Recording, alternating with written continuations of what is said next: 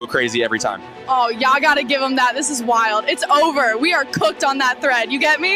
So viewers, এই ধরনের video যদি আপনারা ক্রিয়েট করতে চান তাহলে সম্পূর্ণ ভিডিওটা দেখুন। আমি এই ভিডিওতে আপনাদেরকে সম্পূর্ণ প্রসেস শিখিয়ে দেব কিভাবে ভিডিও ক্রিয়েট করতে হয়। গুগল ভিউ 3 ব্যবহার করার জন্য আপনাকে অবশ্যই জিমিনি ব্যবহার করতে হবে। উপরে যে আপনারা যে লিঙ্কটি দেখতে পাচ্ছেন জিমিনি, এই লিঙ্কে ক্লিক করবেন। এই লিঙ্কে ক্লিক করলে আপনারা কিন্তু জিমিনিটি ব্যবহার করতে পারবেন।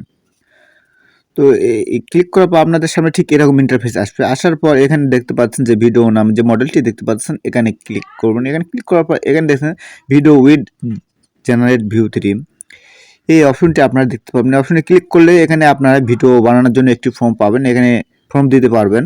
যে ফর্ম দিবেন আপনারা সেই ফর্ম অনুযায়ী কিন্তু আপনাদেরকে ভিডিও তৈরি করে দেবে। আপনারা হয়তো ভাবতেছেন যে আমার এখানে প্রো লেখা রয়েছে, যার কারণে আমি ভিডিওটি বানাতে পারতেছি। আসলে আমি এটা ফ্রিতে নিয়েছি। কিভাবে আপনারা এটি ফ্রিতে নেবেন সমস্ত প্রসেস আমি আপনাদেরকে ভিডিওতে দেখিয়ে দেব।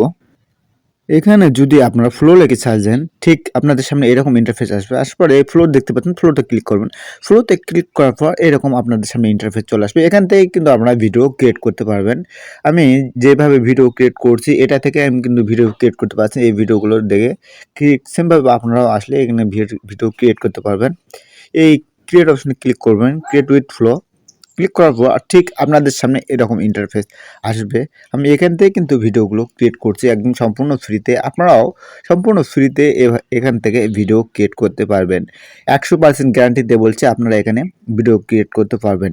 এটা আসতে একটু সময় লাগে, একটু লোড নেয়। আমি এখানে ভিপিএন ব্যবহার করতে হয়।